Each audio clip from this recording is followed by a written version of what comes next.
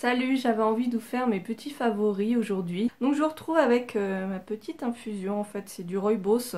Là j'ai arrêté le thé parce que, je vous l'avais dit, j'ai une carence en fer. Et du coup le thé ça empêche l'assimilation du fer. Donc si je me complémente en fer, ça sert à rien que je prenne du thé à côté. Donc voilà, petit rooibos. Et on va commencer tout de suite en sachant que j'ai très peu de produits cosmétiques. C'est beaucoup de favoris random, donc j'espère que ça vous plaira, mais j'avais très envie de vous partager ça. Donc je vais commencer par les découvertes, donc ce que j'appelle découvertes, c'est les produits que je suis en train d'utiliser en ce moment.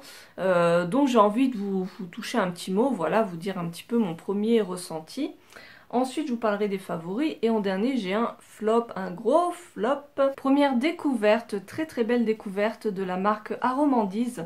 C'est une marque que je ne connaissais pas du tout. Elle vient de Montpellier. Et en fait, ils font beaucoup de produits bio, surtout alimentaires. Et ils m'ont envoyé justement un petit colis pour que je puisse tester certains de leurs produits.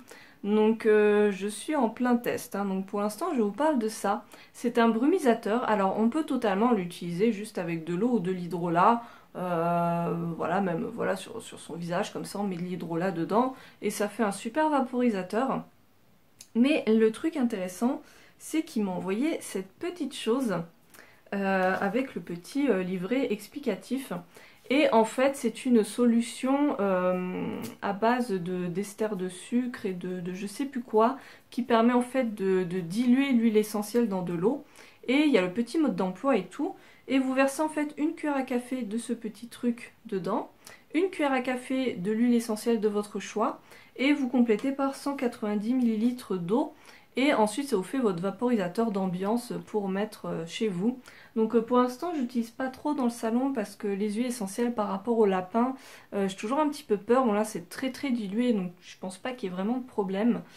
Mais j'en pulvérise surtout dans mon bureau et c'est très agréable. Là, j'ai mis de l'eucalyptus pour les voies nasales et tout parce que aussi...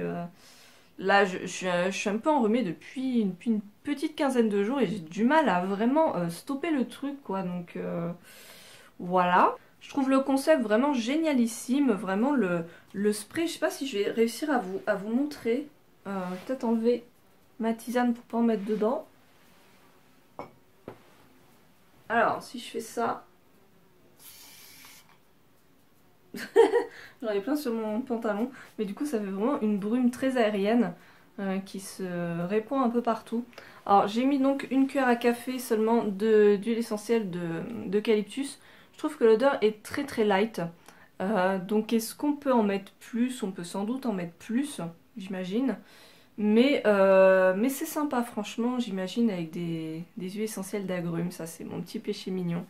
Ça doit être vraiment une tuerie. Donc le spray vraiment, mention spéciale pour le spray en lui-même, qui est topissime. Donc je vous mettrai les références en barre d'infos avec leur site et tout. Ils ont des produits qui ont l'air vraiment géniaux, donc j'étais très contente de découvrir. Et puis je vais tester là les... Ils m'ont envoyé du paprika bio, ils m'ont envoyé un truc qui remplace le sel en fait, qui est à base d'herbe et ça remplace le sel. Donc j'ai hâte de tester tout ça. J'ai aussi mon petit hydrolat de chez Ene Biomantique. Et donc c'est un hydrolat de bambou. Donc je le pulvérise le matin sur le visage. Et aussi dans les cheveux. Je trouve que d'humidifier mes cheveux. Je sais qu'il y a plein de femmes qui trouvent que ça fait frisoter les cheveux. Moi je trouve que... Enfin j'aime bien le rendu. Ça permet de mieux les coiffer, de mieux les mettre en place. Donc c'est quelque chose que je fais régulièrement. Et du coup voilà, c'est très bien pour la peau et les cheveux, donc j'en suis très contente. L'odeur n'est pas particulièrement agréable, enfin le bambou, j'ai jamais trouvé ça extraordinaire comme odeur. Mais voilà, c'est pas dérangeant. En favori, je vous avais présenté ma petite chantilly de karité. Voilà, j'avais fini le premier pot que je vous avais montré. Là, du coup, j'en suis à la moitié du deuxième. Vraiment, j'ai adoré utiliser cette chantilly là, toute la période où il faisait... Enfin, c'était à mi-saison, on va dire. Franchement, ma peau, mais elle était super hydratée, super nourrie. Vraiment, mais rien à redire, quoi. De la tête aux pieds, j'en mettais même sur le visage. Et zéro problème, quoi. C'était génialissime. Le petit bémol, c'est là depuis une semaine où les températures ont chuté. Ma peau, je sens qu'elle est en détresse, quoi. C'est toujours comme ça avec moi, en fait. Ma peau a tellement besoin d'hydratation que il me faut un truc, le combo de la mort qui tue pour l'hydrater, sinon elle est pas contente. Donc là je vais repasser, je vais essayer de me faire un lait pour le corps beaucoup plus costaud, avec plus d'actifs. Mais vraiment la chantilly de qualité comme ça avec de la glycérine dedans, c'est juste génialissime. Je pense que dès que les températures se radouciront, donc au printemps, je recommencerai avec ça. J'adore, vraiment j'adore, j'adore, j'adore. Un petit favori alimentaire, c'est tout bête, mais il s'agit des mangues séchées. Je vous avais fait un petit post sur Instagram quand je les avais achetées. Et déjà que j'adore la mangue, mais alors là en séché c'est vraiment la gourmandise par excellence, franchement. C'est trop trop bon. Franchement, si vous connaissez pas, il faut absolument vous tester quoi. On en trouve dans n'importe quelle boutique bio. Je sais que j'avais ramené ça au boulot pendant quelques temps. Parce que voilà, des fois j'ai des petits creux. Ça peut m'arriver de vouloir un petit peu grignoter. Et du coup, je m'étais dit que ce serait une bonne alternative saine. Alors c'est délicieux, mais c'est vrai que c'est pas forcément la meilleure alternative quand on a faim. Parce que ben, ça cale pas vraiment en fait, c'est que du sucre. Ce n'est que du sucre. Donc j'étais plutôt repassée sur les amandes parce que voilà, s'il faut que j'en mange 3 tonnes pour être rassasiée, ça ne sert à rien. Mais vraiment en petite friandise, franchement, mais trop trop bon quoi, pour les apéros, tout ça. Alors je voulais vous parler d'un truc qui vous concernera pas forcément si vous vivez chez vos parents notamment et que vous occupez pas trop de, enfin comment dire, des accessoires de votre maison. Mais moi qui repasse mon linge, j'étais très embêtée parce que mon fer à repasser, j'avais beau mettre la température le plus bas possible, ça cramait mes vêtements, ça faisait toujours des traces, etc. Enfin bon, je savais plus quoi faire. Or, j'ai trouvé 2 trucs génialissimes. Premièrement, d'acheter une housse molletonnée en fait pour mettre par-dessus ma table à repasser. Entre la table et entre la housse initiale pour vraiment que ça soit beaucoup plus molletonné. Comme ça ne fait pas la trace de la grille. Je sais pas si vous voyez de quoi je parle, mais des fois ça peut faire ça quand votre vêtement est trop fin. Donc moi là, plus de soucis. Et pour les traces de brûlure du fer à repasser, c'est juste atroce. J'ai trouvé ce truc génialissime. Je vous remettrai le nom à l'écran parce que je me rappelle plus comment ça s'appelle. Et alors celui-là je l'ai acheté chez Amazon parce que voilà, c'était plus simple, c'était moins cher. Et en fait c'est un truc quadrillé qui résiste, donc c'est du synthétique, hein. Mais ça résiste quand même à de fortes chaleurs, donc si vous utilisez la température basse de votre fer à repasser, il n'y a pas de souci. Et bah, c'est quadrillé, comme ça vous pouvez voir quand même ce que vous faites. Et vraiment, mais ça m'a changé la vie, je ne crame plus aucun vêtement. Je respecte évidemment les températures liées à la matière du vêtement. Mais quand j'ai un vêtement synthétique et que je mets la température la plus basse, et que ça crame quand même, là, je ne pouvais pas faire grand chose de plus. Donc avec ça, c'est génialissime. Donc vraiment, je vous recommande si vous avez le même problème que moi. Alors maintenant, je vais passer à des favoris un petit peu plus random. Il y a des BD, il y a des films, il y a un reportage. Donc on va commencer tout de suite avec le reportage. C'est un reportage de Cache Investigation. Vous en avez sans doute entendu parler parce qu'il a fait beaucoup de bruit. C'est un reportage sur le plastique, je n'ai plus le nom exact évidemment, mais je vous mets ça à l'écran et puis en barre d'infos vous aurez toutes les références et tout. Le reportage est visible sur YouTube, hein, je vous le dis parce que même moi j'ai pas la télé, donc voilà. C'est totalement visionnable. J'avais pas trop l'habitude de regarder Cache Investigation parce que on n'y pensait pas en fait avec Benjamin. Mais on en a entendu beaucoup parler et ça m'a donné envie. Là en fait où je vous incite vraiment à le voir, c'est que moi au début je me disais ouais bon bah le plastique on sait que c'est mauvais pour la planète, on sait que c'est plein de bisphénol, de machin, de trucs, de perturbateurs endocriniens, on sait que c'est pas bon d'utiliser des ustensiles de cuisine en plastique, on sait que c'est pas bien pour l'environnement, voilà. Donc au final qu'est-ce que ce reportage va m'apporter de plus, vous voyez, je vais pas avoir de révélation soudaine, voilà. Mais finalement, on apprend énormément de choses. Il y a des choses qui m'ont surprise, vraiment. Et de voir l'envers du décor, ça change tout. Il y a cette expression, je sais plus du tout qui a dit ça, mais j'adore cette citation. C'est on a conscience avant et on prend conscience après. Il faut absolument que je retrouve la personne qui a écrit cette citation. Mais je l'adore, c'est-à-dire, il y a des choses qu'on sait, mais quand on est devant le fait accompli ou qu'on est concerné... tout à coup, je sais pas, il y a un truc, on se prend une porte dans la gueule, quoi. Ah oui, c'est comme ça en fait. Et là, vraiment, je vous dis surtout, si vous êtes adepte du plastique recyclé, si vous achetez des choses en plastique recyclé, je vous dis tout de suite que vous allez plus du tout vouloir en utiliser après avoir vu ce reportage.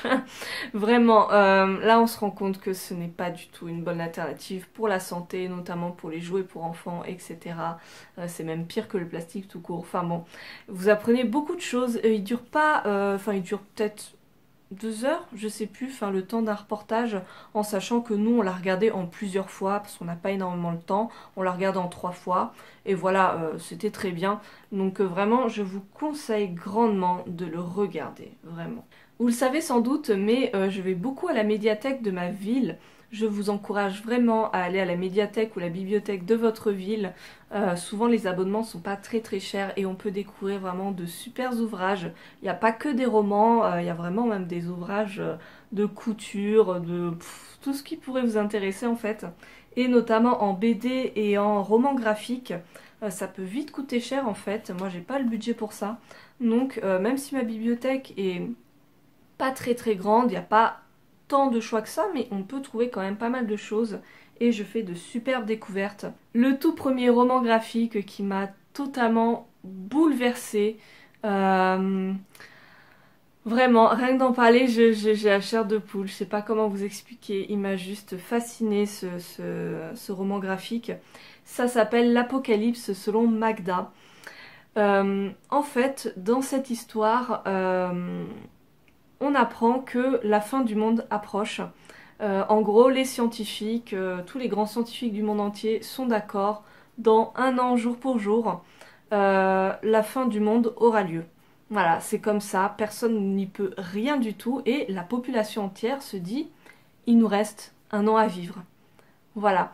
Et du coup, suite à la stupeur que ça peut engendrer, bah, les gens vont soit continuer à vivre comme si de rien n'était, parce que bah faut bien vivre pendant ces 1 an, soit complètement tout abandonner du jour au lendemain, quitter leur famille pour se dire bah j'ai essayé de vivre dans le droit chemin toute ma vie, mais là il me reste 1 an à vivre, il faut que j'en profite. Enfin bon, chacun en fait va réagir un peu à sa manière. C'est une histoire qui est très très réaliste. Il n'y a rien d'exagéré ou de what the fuck. C'est vraiment un roman qui nous plonge dans l'intimité de chacun, c'est-à-dire dans nos sentiments profonds. Comment nous, est-ce qu'on pourrait réagir face à ça? Et au final, bah, tout le monde... C'est pas du tout un roman larmoyant, même si la fin est dure. Et on suit Magda, qui est une jeune fille de 14 ans, je crois. Et je sais pas, rien que d'en parler, j'ai un peu les larmes aux yeux parce que on nous présente cette jeune fille qui est à l'aube de sa vie, qui a envie de tout découvrir, de découvrir l'amour, les copines, les projets d'avenir. Et en sachant qu'il lui reste plus qu'1 an à vivre, bah, elle va vouloir un peu tout accélérer et tout vivre d'un coup. Il y a beaucoup de sujets qui sont abordés dans ce roman graphique, mais tout est traité avec pudeur, avec douceur. Je trouve les dessins vraiment fabuleux, dans le sens où rien que l'expression des personnages, je trouve que je crois que c'est une dessinatrice, je veux pas dire de bêtises, mais en tout cas la personne qui a dessiné, je trouve, a réussi à transcrire les émotions des personnages d'une manière tellement réaliste que vous voyez les dessins, vous comprenez tout de suite dans quel état est la personne. Je sais pas comment expliquer, quand on est plongé dans le roman graphique, ah je sais pas, c'est juste fabuleux, c'est d'une justesse incroyable et je recommande vraiment de lire ce roman graphique. Moi je pense que je vais me l'acheter parce que ça m'a bouleversée, vraiment. Le deuxième roman graphique, ça a été écrit par une autiste Asperger et ça s'appelle La différence invisible. Il traite d'un sujet très très peu abordé, c'est l'autisme, enfin surtout les Asperger, mais chez les femmes. Je ne sais pas si vous êtes au courant, mais il y a beaucoup plus d'autistes hommes que femmes. Voilà, je sais pas vraiment à quoi c'est dû, mais c'est comme ça. Je sais plus quel est le ratio, mais bref. Et je sais pas si vous savez, mais les Asperger n'ont pas de déficience mentale et peuvent s'insérer dans la société et vivre, voilà, comme tout le monde, sans, enfin voilà, en apprenant à s'adapter finalement à leur environnement. Mais voilà, ils peuvent vivre comme tout le monde. Il faut savoir que du coup, ce que j'ai appris avec ce roman graphique, c'est que chez les femmes, ça ne se voit pas toujours. En fait, vous pouvez très bien avoir une amie Asperger et ne jamais capter qu'elle est Asperger. Juste, vous allez vous dire, bah, elle a des manies bizarres, elle a une façon de raisonner ou de fonctionner un peu bizarrement. Mais voilà, ne jamais vraiment avoir de soupçons. Et cet auteur, en fait, a écrit ce livre pour informer dessus. Et j'ai trouvé ce roman, encore une fois, fait avec beaucoup de pudeur, avec beaucoup de justesse. On rentre vraiment dans la psychologie du personnage.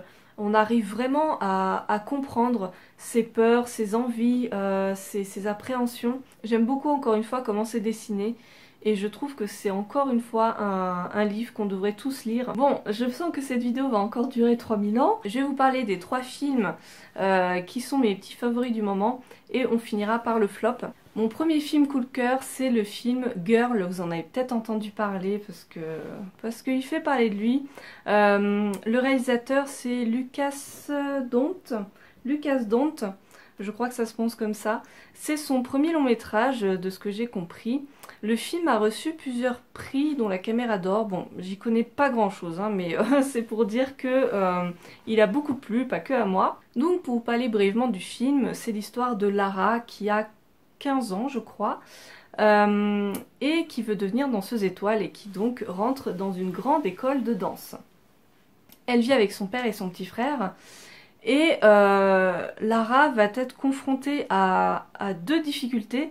Premièrement, la danse classique en sachant qu'elle n'a pas forcément le niveau. Et le fait que Lara est née avec un corps d'homme, un corps qui n'est pas en adéquation avec son genre.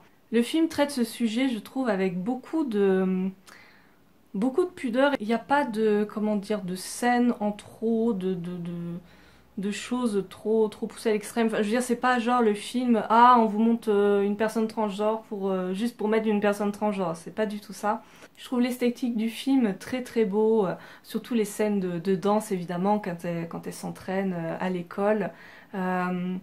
J'ai beaucoup aimé la relation entre Lara et son père, la relation avec son petit frère aussi. J'ai trouvé Lara très très courageuse, parce que, enfin moi je trouve que c'est un truc de fou, parce que premièrement, elle est dans une école de danse classique, enfin je vous apprends rien, enfin même moi qui ai jamais fait de danse classique, c'est hyper dur, surtout que du coup, si j'ai bien compris, c'est pas dit dans le film explicitement, mais si j'ai bien compris, elle faisait de la danse avant, mais j'imagine dans la catégorie masculine. Donc en fait, on sait que quand elle arrive dans l'école à 15 ans, elle n'a jamais fait de pointe de sa vie. Et du coup, non seulement la danse de base c'est hyper dur, mais en plus de ça, elle se retrouve à devoir rattraper tout son retard, à se surentraîner pour pouvoir éventuellement rattraper le niveau des autres filles. Donc déjà rien que ça, c'est incroyable, parce que moi je sais qu'à chaque fois je vois des films sur des ballerines etc. et qu'on voit, vous savez, elles enlèvent leurs chaussons de danse et puis elles ont les pieds en sang. Moi à chaque fois ça m'horrifie, je suis là, oh mon dieu, c'est juste atroce. Donc déjà il y a ça qui est vraiment difficile. Et deuxièmement, tout ce rapport à son corps qu'elle n'aime pas. Elle est en fait dans une période de transition où elle va commencer les hormones et en fait les scènes à l'école de danse, les scènes avec sa famille et les scènes où elle va avec son père à l'hôpital pour justement entamer son traitement hormonal, parler de l'opération. Faut savoir que les personnes trans n'ont pas tous de soucis avec leur sexe de naissance. Voilà, il y a des femmes trans qui vivent très bien avec leur pénis, des hommes trans qui vivent très bien avec leur clitoris et pas de pénis, voilà. C'est très personnel tout ça, mais en tout cas chez Lara c'est quelque chose qui la travaille énormément et on ressent vraiment cette souffrance. C'est là que c'est très très bien filmé parce que le personnage de Lara n'est pas très expressif, hein. Je veux dire, elle va pas se confier à une amie ou à son père, elle garde tout pour elle. Et malgré tout, on ressent vraiment tout ce qu'elle pense, on le ressent quoi, on le pense nous-mêmes. J'ai trouvé le personnage très très touchant. Et je sais pas pour vous, enfin en tout cas si vous avez vu le film, je sais pas comment vous avez ressenti les choses, mais moi je l'ai vu 2 fois au cinéma et du début à la fin, j'ai vraiment vu une jeune fille. Pourtant c'est un acteur hein, qui joue le rôle, qui s'appelle Victor Polster. Mais moi vraiment, est-ce que c'est parce que je suis un petit peu vaguement informée sur le sujet, parce que je suis certains youtubeurs trans. Si ça vous intéresse, je vous mets leur nom en barre d'infos. Est-ce que c'est lié à ça ou je sais pas, en tout cas pour moi c'était une évidence que voilà, c'était une jeune fille. Et même par rapport à son père, à aucun moment son père ne remet son genre en question. Et j'ai trouvé voilà, ce film vraiment très très intéressant. Parce que c'est pas un sujet qu'on aborde beaucoup dans les films. Je ne sais pas du tout ce que les personnes trans pourront penser de ce film. Moi en tout cas je l'ai trouvé très très beau, donc je vous invite vraiment à aller le voir. Je vais passer rapidement sur les 2 autres films qui ont été une très belle découverte pour moi. Premièrement Le Grand Bain. On en entend beaucoup parler, hein, c'est un petit peu le film français du moment. Il y a beaucoup de têtes d'affiche, il y a Benoît Poelvoorde, je sais jamais comment on prononce son nom, mais je crois que c'est comme ça. Il y a... qui est-ce qui joue dedans? Il y a Philippe Catherine, ça me gratte l'œil, désolé. Il y a qui? Il y a... Ah, je me rappelle plus de leur nom, ça m'énerve. Mais bon, bref, il y a pas mal de grands acteurs dedans. Et au début, en plus, je voulais même pas le voir. Et finalement, il est génialissime. C'est des hommes lambda, d'ailleurs, pour la plupart assez dépressifs, qui ont des vies un petit peu de losers, enfin voilà, qui vont se mettre dans une équipe de natation synchronisée. Et j'ai trouvé ça génialissime, enfin, surtout le show à la fin quand ils vont au concours mondial de natation synchronisée masculine. Je trouvais ça génial et ça m'a trop donné envie de voir des spectacles de natation synchronisée. Je m'y étais jamais intéressée avant, mais j'aimerais trop trop trop, genre je sais pas moi, pour les championnats nationaux, ou je sais pas, ou voilà, j'aimerais trop, enfin un championnat peut-être régionaux, un truc comme ça, je pense que voilà, et on peut assister à ce genre de spectacle, j'aimerais trop. Et moi en fait, pour ce film et pour l'autre film qui vient après, ça va être beaucoup plus valable pour celui d'après, j'ai beaucoup de mal en fait avec l'humour français. Voilà, souvent voilà, j'ai un peu de mal parce que je trouve que soit les blagues sont trop lourdes, soit c'est du déjà vu. Voilà, et des choses, ça fait 1 fois, 2 fois, mais au bout du 20e film... Voilà, et tout ce qui est blague, pipi, caca aussi, moi non, c'est pas possible pour moi. J'entends des fois au cinéma, je vais beaucoup au cinéma du coup parce que j'ai la carte illimitée UGC. Et parfois voilà, devant des blagues pipi caca, j'entends les gens qui rigolent autour de moi. Je suis là, c'est pas drôle en fait. Voilà, donc dans ce film là et celui d'après, aucun problème. Et l'humour est très très bon. Et dans Le Grand Bain aussi, il y a tout ce qui est le rapport humain de ces hommes qui se cherchent.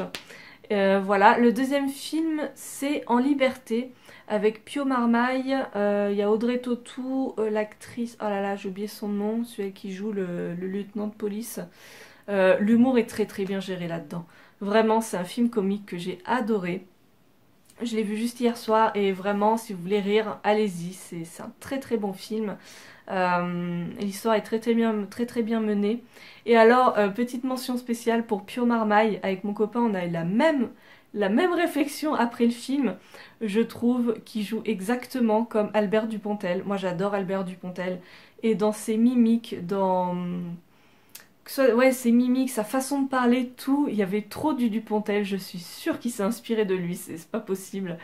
Donc voilà, c'était un peu le petit clin d'œil. Donc j'ai beaucoup aimé ce film, donc les 3 je vous les conseille. Bon, je crois que cette vidéo est définitivement trop longue, donc on va passer tout de suite au flop. Comme ça, c'est fait.